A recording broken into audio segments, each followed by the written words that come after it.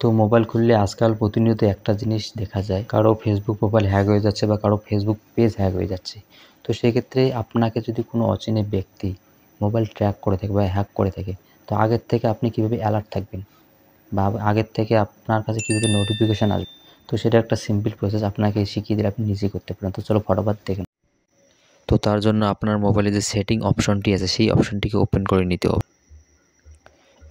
Open করার পর নিচের দিকে স্ক্রল করবেন, দেখবেন এখানে গুগল নামে যে অপশনটি আছে সেই অপশনটির উপর ক্লিক করবেন। ক্লিক করার পর নিচের দিকে স্ক্রল করবেন,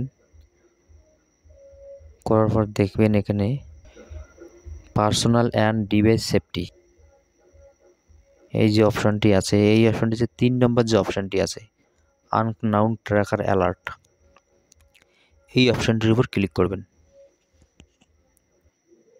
ক্লিক করার পর এখানে দেখবেন যে অ্যালাউ অ্যালার্টস, এই অপশনটা যদি আপনার অফ থাকে তাহলে এই অপশনটিকে অন করে দেবেন।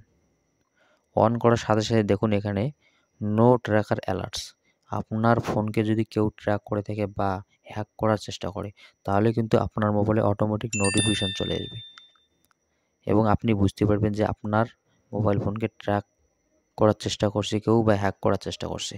তো আপনার মোবাইলটিকে আপনি হ্যাকারের হাত থেকে বাঁচাতে পারবেন।